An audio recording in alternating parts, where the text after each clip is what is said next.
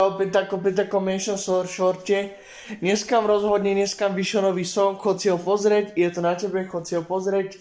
A rozhodne nezabudni dať odbere like a podľa mňa tento song bude skvelý. A rozhodne nezabudni ma aj sledovať na Kráľa horoviek. Keďže veľa ľudí mi písali do komentáru, prečo mám takú veľkú sledovanosť na Groove Vortex. Neviem proste, lebo vydal som nedávno takú skladbu s jedným spevákom, lebo čo to je DJom a proste dosiahlo som nejakých 124 odobrateľov. Ďakujem vás ľudia, vážim si to, ďakujem. Dajte mi to až do 200 alebo do 130 a fakt naozaj vážim si to a dúfam, že niekedy ešte vydám nejaký song, ale plánujem, ja skoro každý vydával songy skoro každý deň, ale tento song, ktorý vám teraz dámy a páni pustím, odpadnete.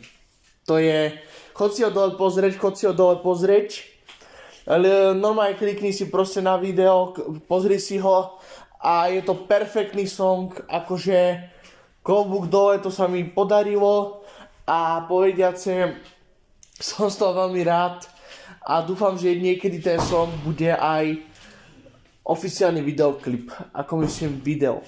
Niekedy do budúcnosti, niekedy teraz mám 19 rokov, som zariadil, takže neviem, či teraz vôbec možno natočím nejaký ten klip, ktorý by som mohol teoreticky uverejniť ako oficiálne video na YouTube.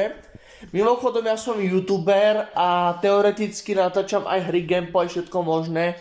Volám sa tam Kráľ horoviek na YouTube, môžete si ma pozrieť, Kráľ horoviek a rozhodne chcem sa vás niečo pýtať.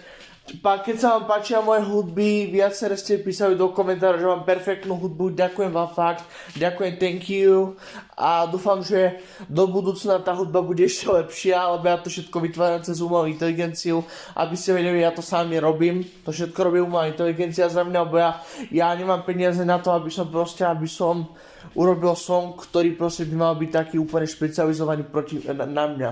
Proste ja som digitálny tvorca na tomto kanáli a teoreticky vytváram hudbu cez umelú inteligenciu, takže čaute ľudia a nezabudni si vypočuť ten song.